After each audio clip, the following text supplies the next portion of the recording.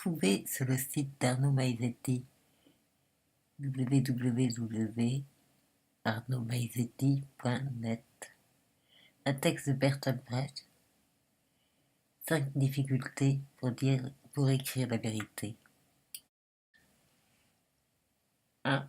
Le courage d'écrire la vérité.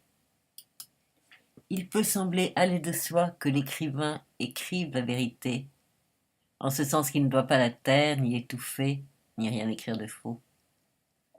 Qu'il ne doit pas plier devant les puissants, ni tromper les faibles. Mais naturellement, il est très difficile de ne pas plier devant les puissants, et très avantageux de tromper les faibles. Déplaire aux possédants, c'est renoncer à posséder soi-même.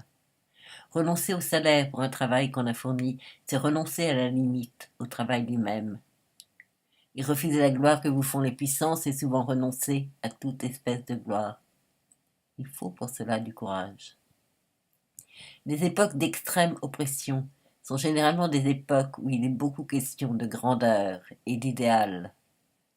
Parler à de telles époques de choses aussi basses et mesquines que la nourriture et le logement des travailleurs, alors qu'il est fait un tel battage autour de l'esprit de sacrifice comme vertu première, cela exige du courage.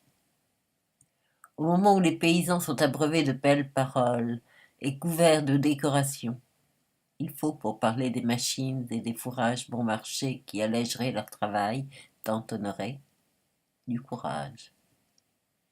Quand on écrit partout sur les ondes qu'un homme sans savoir et sans culture vaut mieux qu'un homme savant, il faut du courage pour demander mieux pour qui. Quand on parle de belles races et de races dégénérées, il faut du courage pour demander si par hasard la faim, l'ignorance et la guerre ne produiraient pas de terribles malformations. De courage, il n'en faut pas moins pour dire la vérité sur soi-même lorsqu'on est vaincu. Il y en a beaucoup qui, sous l'effet des persécutions, perdent la faculté de reconnaître leurs fautes. Être persécuté leur semble être le mal absolu. Les méchants, ce sont les persécuteurs puisqu'ils persécutent. Eux qui sont persécutés ne peuvent l'être que pour leur bonté. Cette bonté, pourtant, a bien été battue, vaincue, réduite à l'impuissance. C'était donc une bonté faible, une bonté inconsistante, sur qui on ne pouvait compter, une mauvaise bonté. On ne voit pas en effet pourquoi on accepterait que la bonté soit faible, comme on accepte que la pluie soit humide. Il faut avoir le courage de dire que les bons ont été vaincus, non parce qu'ils étaient bons, mais parce qu'ils étaient faibles. Bien sûr, il faut écrire la vérité, mais la vérité en lutte contre le mensonge. Et il ne faut pas en faire une généralité vague, sublime et à multiples sens. Cette généralité vague, sublime et à multiples sens est précisément le propre du mensonge.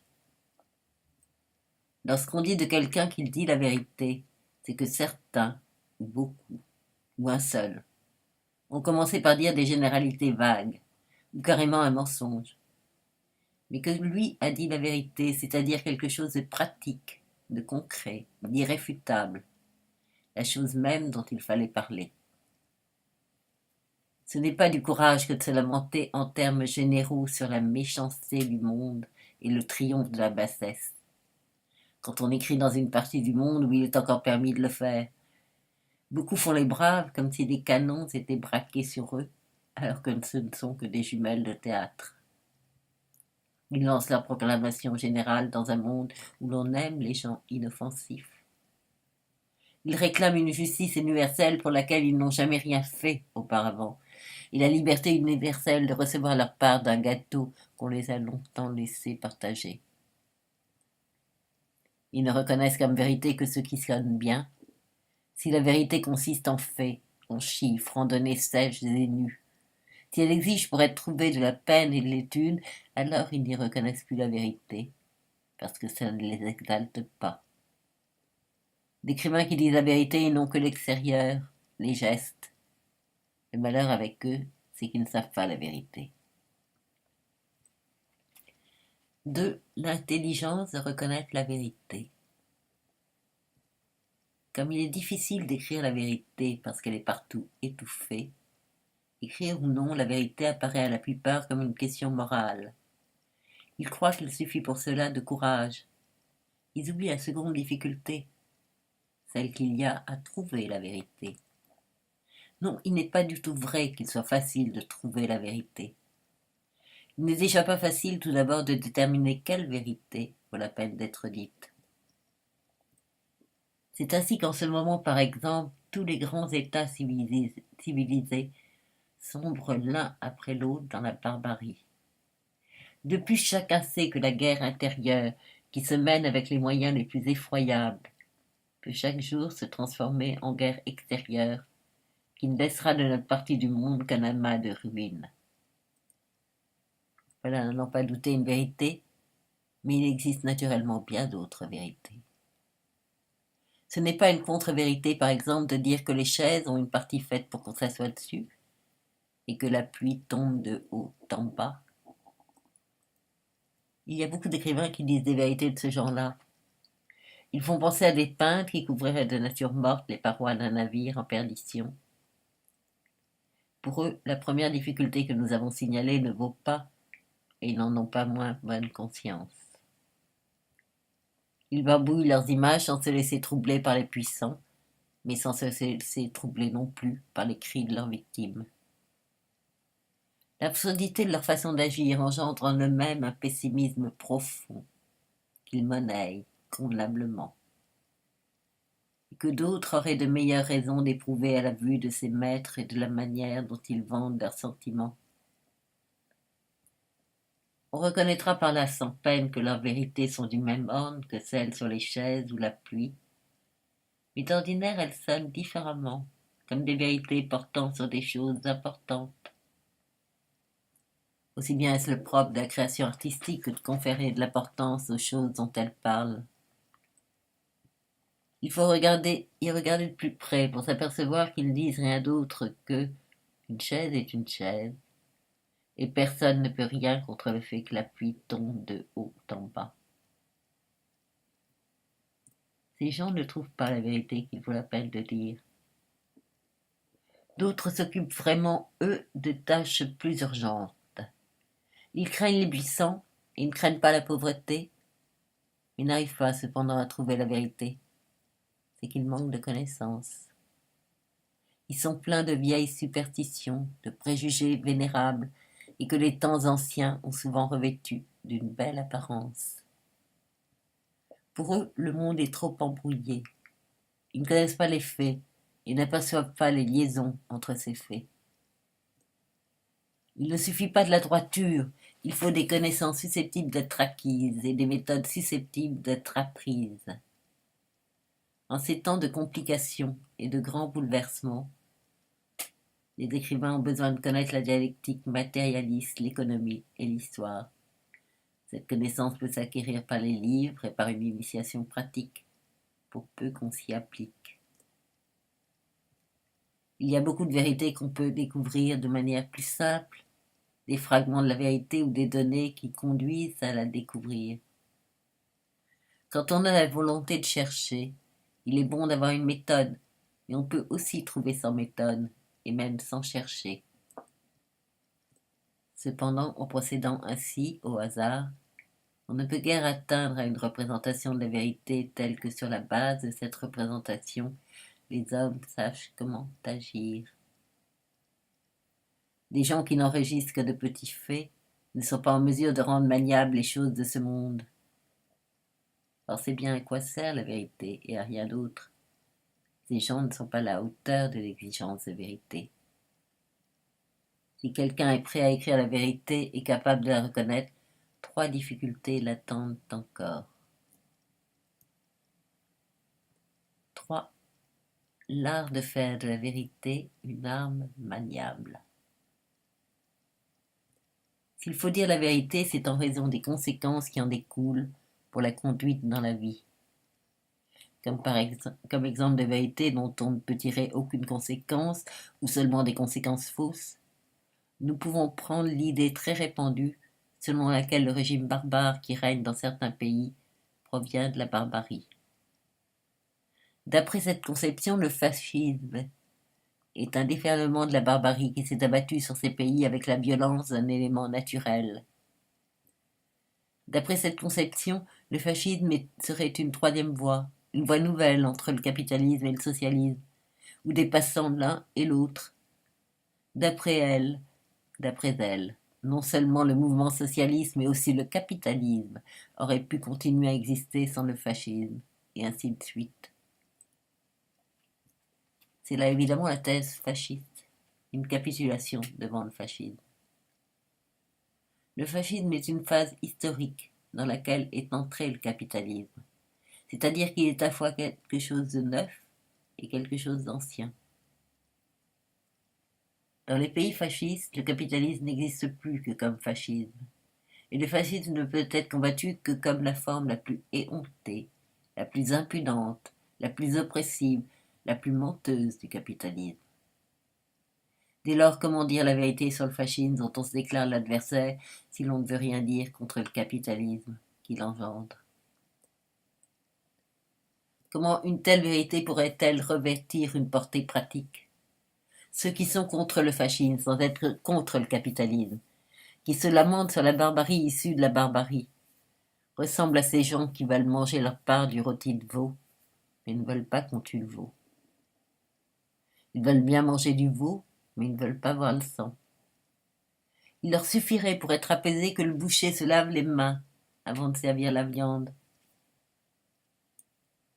Ils ne sont pas contre les rapports de propriété qui engendrent la barbarie, ils sont seulement contre la barbarie.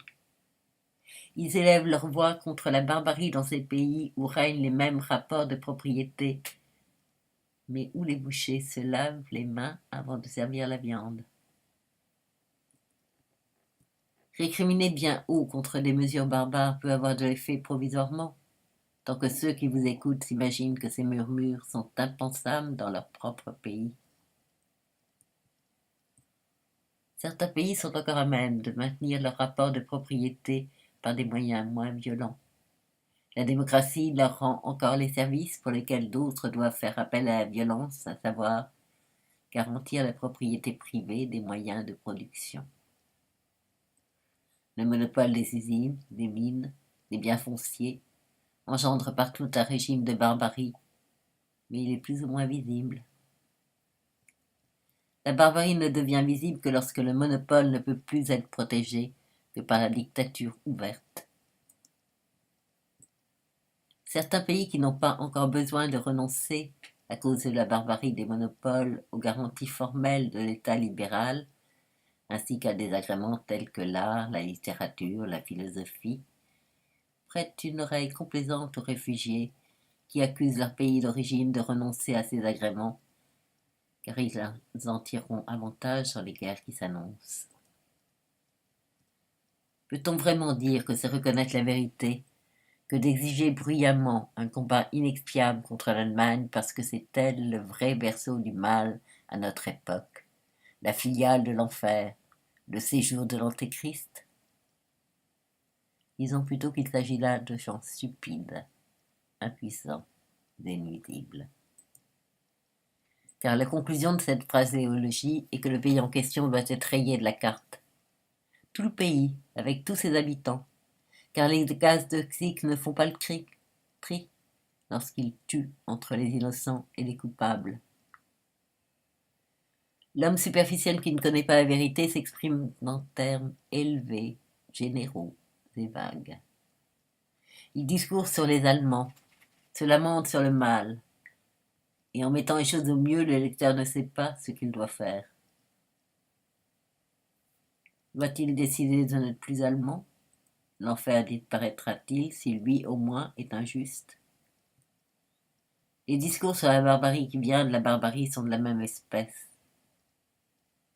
Si la barbarie vient de la barbarie, elle cesse avec la moralité qui vient de la culture et de l'éducation. Tout cela dit en termes très généraux, et non en vue des conséquences à en tirer pour l'action. Un discours qui, au fond, ne s'adresse à personne.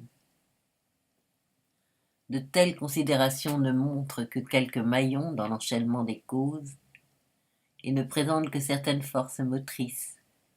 Et comme des forces, impossible à contrôler, à dominer. De telles considérations renferment une grande obscurité qui dissimule les forces d'où sortent les catastrophes. Un peu de lumière, et on verra apparaître des hommes comme cause des catastrophes. Car nous vivons en un temps où le destin de l'homme est l'homme lui-même. Le fascisme n'est pas une calamité naturelle qui pourrait se comprendre à partir d'une autre nature, la nature humaine. Or, il y a des descriptions de calamités naturelles qui sont dignes de l'homme, parce qu'elles font appel à ses vertus combatives. Dans beaucoup de revues américaines, on a pu voir après le tremblement de terre qui avait détruit Yokohama, des photos représentant les décombres. La légende en bas disait « Still Soul », la scie a tenu. Et de fait, après n'avoir vu au premier coup d'œil que des ruines, on découvrait, alerté par cette inscription, que quelques grands immeubles étaient restés debout. Parmi toutes les descriptions que l'on peut donner d'un tremblement de terre, celles des ingénieurs du bâtiment sont d'une importance exceptionnelle parce qu'elles tiennent compte des glissements de terrain, de la violence des secousses, de la chaleur dégagée, etc. Ce qui permet d'envisager des constructions qui résistent au tremblement de terre. Quand on veut décrire le fascisme et la guerre, ces catastrophes majeures, qui ne sont pas des catastrophes naturelles, il faut dégager une vérité dont on puisse faire quelque chose. Il faut montrer que ce sont là des catastrophes réservées par les possesseurs de moyens de production à la masse énorme de ceux qui travaillent sans moyens de production à eux. Si l'on veut écrire sur un état de choses mauvais une vérité efficace, il faut l'écrire de façon telle qu'on puisse reconnaître ses causes et les reconnaître comme évitables.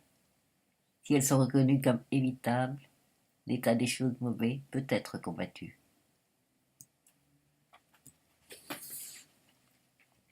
4. Le discernement pour choisir ceux entre les mains de qui la vérité devient efficace.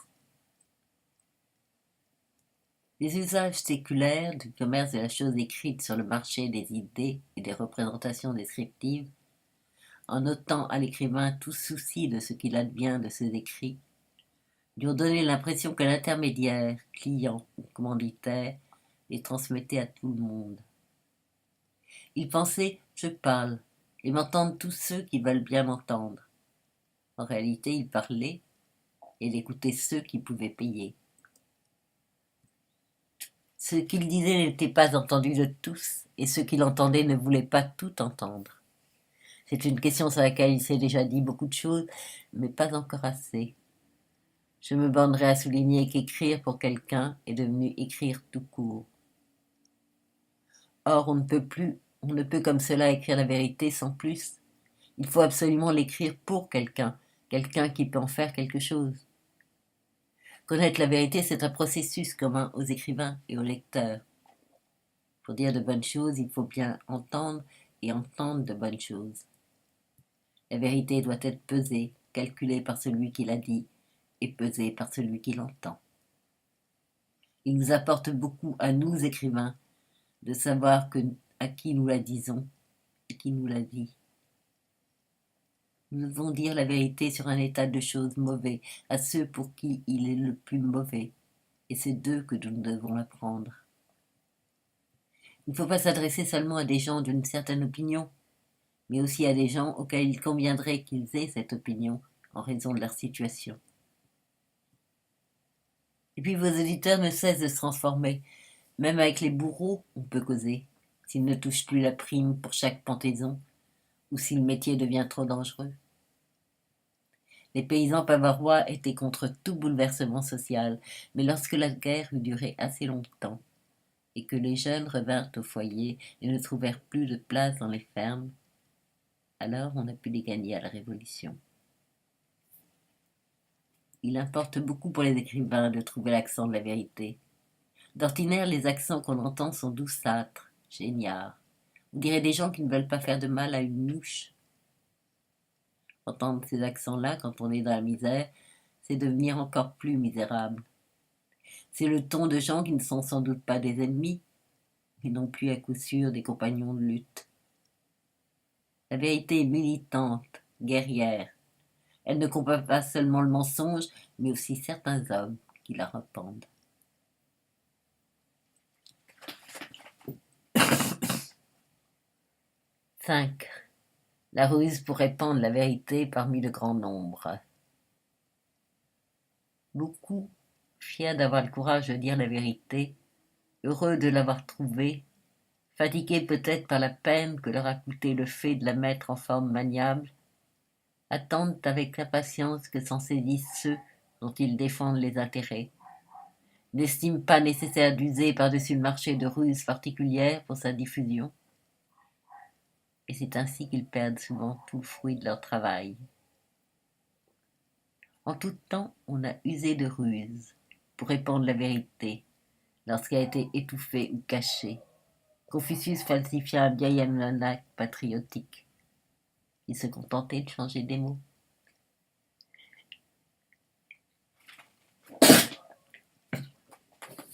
Là où il y avait le seigneur de Kun fit mettre à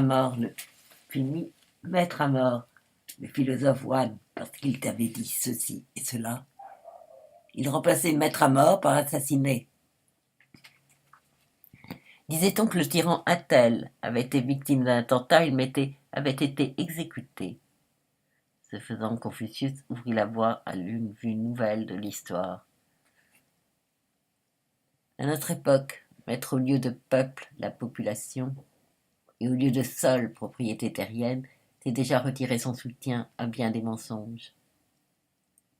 C'est retirer aux mots leur auréole mystique et frelatée.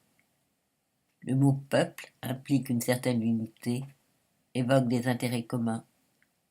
Il ne devrait donc être employé que lorsqu'il est question de plusieurs peuples, car c'est au mieux dans ce cas qu'une quelconque communauté d'intérêts peut se concevoir. La population d'un territoire a des intérêts divers, voire antagonistes, et c'est là une vérité constamment étouffée. De même parler de sol et faire des chants une peinture qui parle aux yeux. Par la couleur et l'odorat, par les senteurs de la terre, c'est apporter son appui au mensonge et puissant. Car ce qui est en question n'est pas la fécondité du sol, ni l'amour que l'homme lui porte, ni l'ardeur au travail, mais essentiellement le prix du blé et le salaire du travail. Ceux qui profitent du sol ne sont pas ceux qui en tirent le blé. Et le parfum de la glèbe est inconnu à la bourse, elle préfère d'autres parfums. Tandis que propriété terrienne est le mot juste. Il se prête moins à l'illusion. À la place de discipline, là où règne l'oppression, il faudrait dire obéissance. Car il peut y avoir discipline sans oppression, et le mot a par là même plus de dignité qu'obéissance. Et à la place d'honneur, il serait préférable de mettre dignité humaine. L'individu ne sort pas aussi facilement du champ de vision. On sait tout de même quel canaille se permet de vouloir défendre l'honneur d'un peuple. Et avec quelle profusion des gens repus distribuent de l'honneur à ceux qui les nourrissent, tout en souffrant eux-mêmes de la faim. La ruse de Confucius peut encore servir de nos jours. Confucius remplaçait des appréciations injustifiées sur des événements de l'histoire nationale par des appréciations justifiées. L'anglais Thomas More décrivit dans son Utopie un pays où règne un état de choses juste. Et c'était un tout autre pays que celui où il vivait. Mais il lui ressemblait comme deux gouttes d'eau à l'état de choses près. Lénine, menacé par la police tsariste, voulait dépeindre l'exploitation et l'oppression de l'île de Sakhaline par la bourgeoisie russe. Il mit la Corée à la place de Sakhaline et le Japon à la place de la Russie. Les méthodes de la bourgeoisie japonaise rappelèrent à tous les lecteurs celles de la bourgeoisie russe à Sakhaline, mais le texte ne fut pas interdit parce que le Japon était l'ennemi de la Russie. Ainsi, beaucoup de choses qu'on ne peut pas dire en Allemagne sur l'Allemagne, on peut les dire en Autriche. Il y a bien des ruses pour permettre d'États soupçonneux. Voltaire combattit la croyance de l'Église au miracle en écrivant un galant sur la pucelle d'Orléans. Il décrivit les miracles que Jeanne dut en effet accomplir, selon toute vraisemblance, pour demeurer vierge au milieu d'une armée, d'une cour et de moines. Par l'élégance de son style, en écrivant des aventures érotiques dans le cadre luxueux et luxurieux de la vie des puissants, il amenait subrepticement ceux-ci à sacrifier une religion qui leur fournissait les moyens de mener cette vie dissolue. Mieux, il se donna ainsi la possibilité de faire parvenir ses œuvres par des voies illicites à leur destinataire naturel. Ceux d'entre ses lecteurs qui étaient les puissants en facilitèrent ou pour le moins en tolérèrent la diffusion. Ils sacrifièrent ainsi la police qui protégeait leur plaisir. Le grand Lucrèce, lui, souligne expressément qu'il compte beaucoup pour la propagation de l'athéisme épicurien sur la beauté de ses vers. De fait, un haut niveau littéraire peut servir d'enveloppe protectrice à une idée. Il est le fait aussi qu'il éveille souvent les soupçons. Il peut être alors indiqué de le rabaisser intentionnellement. C'est le cas par exemple lorsque dans la forme méprisée du roman policier, on glisse en contrebande en quelques endroits, sans éveiller l'attention, des descriptions de mots sociaux. De telles descriptions suffiraient à justifier l'existence d'un roman policier. Pour des considérations bien moindres, le grand Shakespeare abaissa ce niveau lorsque volontairement il fit parler sans éclat la mère de Coriolan au moment où elle va à la rencontre de son fils qui marche avec son armée contre sa ville natale. Il voulait que Coriolan ne soit pas détourné de son plan pour des raisons valables, ou par un mouvement profond, mais par une sorte de paresse qui le fasse retourner à ses habitudes de jeunesse. Chez le même Shakespeare, on trouve un modèle de vérité répandu par la ruse, le discours funèbre de Marc-Antoine devant la dépouille de César. Il ne se lasse pas de répéter que le meurtrier de César, Brutus, était un homme honorable. Mais en même temps, il décrit le meurtre, et l'évocation de cet acte est plus impressionnante que celle de l'auteur du meurtre. L'orateur l'associe au fait, le soin de vaincre pour lui. Il leur confère une plus grande éloquence qu'à lui-même. Un poète égyptien qui vivait il y a 4000 ans a usé d'une méthode identique. C'était une époque de grande lutte de classe. La classe jusque-là dominante se défendait à grand-peine contre son grand antagoniste, la partie jusque-là serve de la population. Dans le poème, on voit un sage paraître à la cour du pharaon et appeler à la lutte contre les ennemis de l'intérieur. Il décrit longuement et de façon prenante le désordre qui a résulté du soulèvement des couches inférieures. Voici ce que cela donne. Or donc, les grands sont pleins de lamentations et les petits de joie. Chaque ville dit chassons les puissants d'entre nous tous. Or donc, les chambres des scribes sont ouvertes et les listes emportées. Les serfs deviennent les maîtres. Or donc, on ne reconnaît plus le fils du maître respecté. L'enfant de la maîtresse est devenu le fils de la servante. Or donc, on a appelé les riches aux meules. Ceux qui n'avaient jamais vu la lumière sont sortis au jour. Sont sortis au jour. Pardon, bref. Or donc, l'ébène des cassettes de sacrifice a été brisé. On débite à la hache le santal merveilleux pour en faire des lits. Voyez, la résidence s'est écroulée en une heure. Voyez, les pauvres sont devenus riches. Voyez, celui qui n'avait pas de pain possède maintenant une grange.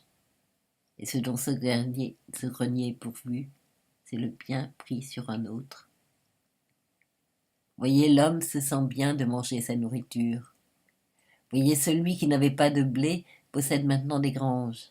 Celui qui comptait sur les distributions gratuites de blé en distribue maintenant lui-même. Voyez, celui qui n'avait pas une paire de bœufs sous le joug possède maintenant des troupeaux. Celui qui ne pouvait se procurer de bêtes de trait possède maintenant du bétail en grand nombre. Voyez, celui qui ne pouvait se bâtir une chambre possède à présent 4 murs. Voyez, les conseillers cherchent refuge dans des silos à grains, et celui qui avait à peine le droit de se reposer sur les murs possède maintenant un lit. Voyez, celui qui ne pouvait se construire une barque possède à présent des navires, et le propriétaire jette un regard vers eux, mais ils ne sont plus à lui. Voyez, ceux qui avaient des habits vont maintenant en loques. Celui qui tissait pour les autres est vêtu à présent de lin. Le riche a soif dans son sommeil, et celui qui dut demander la lie de ses outres possède à présent des caves de cervoise. Voyez, celui qui n'entendait rien au jeu de l'art possède maintenant une harpe. Celui devant qui on ne chantait jamais célèbre à présent la musique. Voyez, celui qui par dénuement dormait sans femme trouve à présent les dames. Et celle qui se regardait dans l'eau possède à présent un miroir. Voyez, les puissants du pays errent sans trouver l'occupation. On ne donne plus aux grands de nouvelles sur rien. Celui qui était messager en envoie maintenant lui-même. Voyez, voilà 5 hommes envoyés par leur maître et qui disent « Faites maintenant vous-même le chemin. Nous sommes arrivés. » Il saute aux yeux qu'il s'agit là de l'évocation d'un désordre qui doit apparaître aux opprimés comme un état hautement désirable. Cependant, le poète se laisse difficilement saisir. Il condamne explicitement cet état de choses, mais il le condamne mal. Jonathan Swift proposa dans une brochure pour que le pays devienne prospère qu'on sale les enfants des pauvres, qu'on les mette en conserve et qu'on les vende comme de la viande. Il alignait des calculs précis qui démontraient qu'on peut faire beaucoup d'économies quand on ne recule pas devant les moyens. Swift faisait la bête. Il avait l'air de défendre une façon de penser bien définie qui lui était odieuse, avec beaucoup de conviction et de sérieux, dans une question où son ignominie apparaissait à l'évidence à n'importe qui. N'importe qui pouvait être plus avisé, ou en tout cas plus humain que Swift, surtout celui qui jusque-là n'examinait pas les idées sous l'angle de leurs conséquences. La propagande pour la pensée en quelque domaine qu'elle se fasse est utile aux opprimés. Une telle propagande est très nécessaire, car la pensée passe dans les régimes d'exploitation pour une occupation basse. Ce qui passe pour bas, c'est ce qui est utile à ceux qui sont maintenus en bas de l'échelle.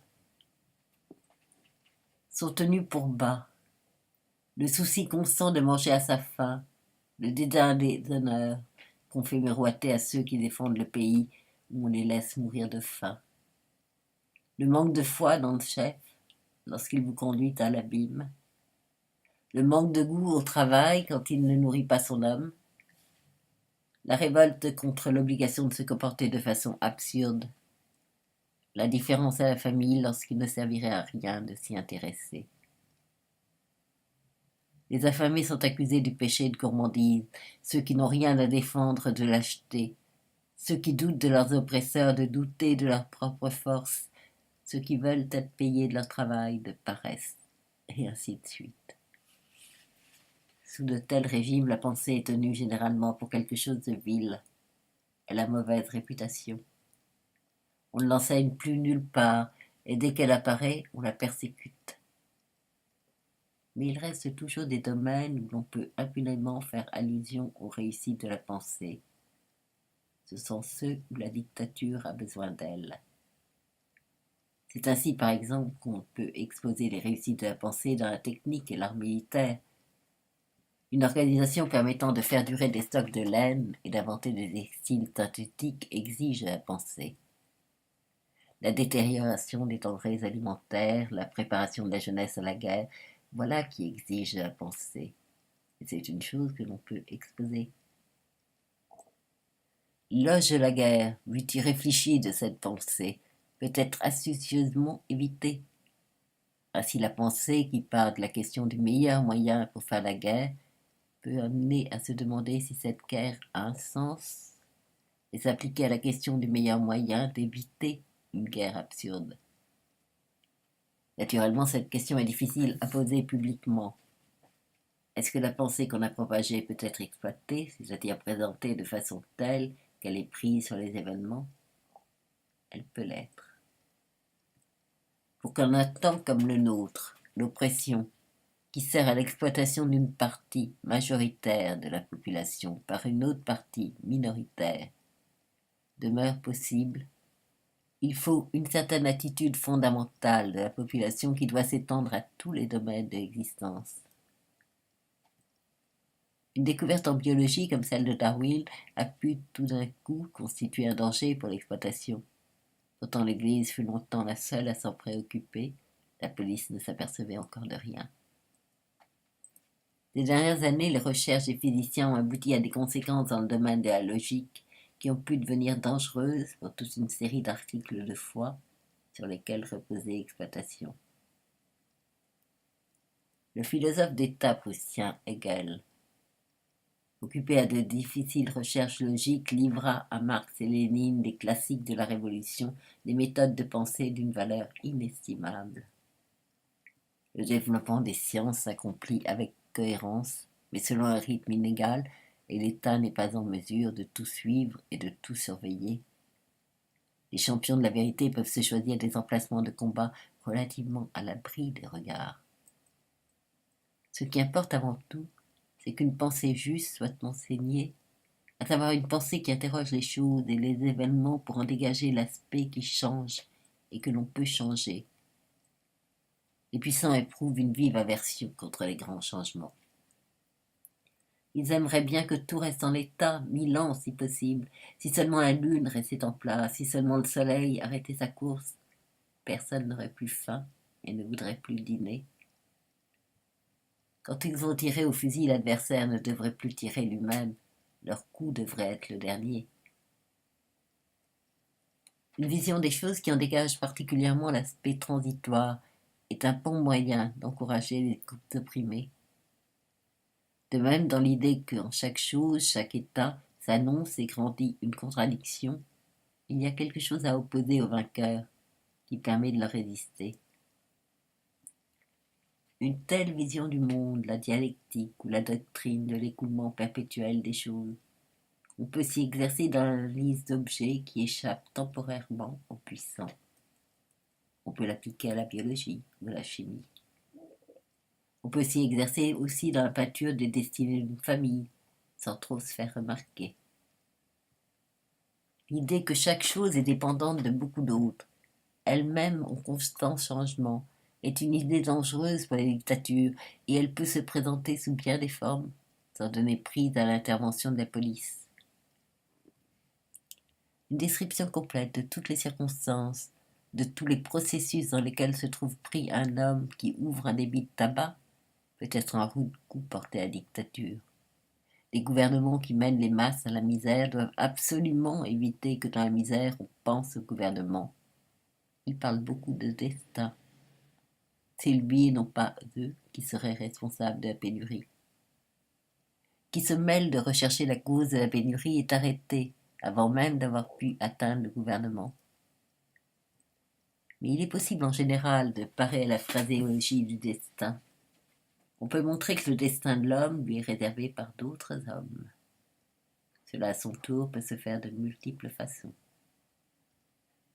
On peut par exemple raconter l'histoire d'une ferme, mettons d'une ferme islandaise. On dit dans tout le village qu'un sort lui a été jeté. Une paysanne s'est précipitée dans le puits, un paysan s'est pendu. Un jour on célèbre un mariage. Le fils du paysan épouse une fille qui apporte en dot quelques arpents. Le sort s'éloigne du village. Le village n'est pas d'accord sur les causes de l'heureux dénouement. Les uns l'attribuent à la nature radieuse du jeune paysan, les autres aux arpents de terre de la jeune paysanne qui permettent enfin à la ferme de vivre. Même avec un poème qui évoque un paysage, on peut faire avancer les choses, pour autant qu'on incorpore à la nature les choses créées par l'homme. Pour que la vérité se répande, il faut de la ruse. Résumé. La grande vérité de notre temps, qu'il ne sert pas encore à grand-chose de simplement connaître, mais sans la connaissance de laquelle aucune vérité d'importance ne peut être trouvée, ce que nos contrées sombrent dans la barbarie parce que la propriété privée des moyens de production est conservée de force. À quoi pour écrire quelque chose de courageux, d'où il ressort que l'état dans lequel nous sombrons est un état barbare, ce qui est bien vrai, si on n'éclaire pas pourquoi nous y tombons. Il faut dire que l'on torture parce que les rapports de propriété actuels entendent subsister. Certes, si nous disons cela, nous perdons beaucoup d'amis qui sont contre la torture parce qu'ils croient qu'on pourrait conserver les rapports de propriété existants sans torture, ce qui n'est pas vrai. Nous devons dire la vérité sur le régime barbare qui est celui de notre pays, afin que puisse être fait de ce qui seul peut le faire disparaître, c'est-à-dire ce qui permet de changer les rapports de propriété. Il nous faut la dire d'autre part à ceux qui souffrent le plus des rapports de propriété, qui sont le plus intéressés à leur abolition, les ouvriers, et à ceux que nous pouvons la ramener comme alliés, parce que, même s'ils sont associés au profit, ce sont des gens qui ne possèdent pas, eux non plus, des moyens de production. Et cinquièmement, nous devons procéder par ruse. Et ces 5 difficultés, nous devrons les résoudre en même temps, car nous ne pouvons pas étudier la vérité sur un régime de barbarie sans penser à ceux qui en souffrent. Et pendant que, repoussant toujours toute velléité de lâcheté, nous recherchons les liaisons causales en pensant à ceux qui sont prêts à rendre leur connaissance utile, nous devons également penser à leur présenter la vérité de façon telle qu'elle puisse, en leurs mains, être une arme, et en même temps de façon assez rusée pour que cette transmission échappe à la vigilance et à la riposte de l'ennemi. Exiger que l'écrivain écrive la vérité, c'est exiger tout cela.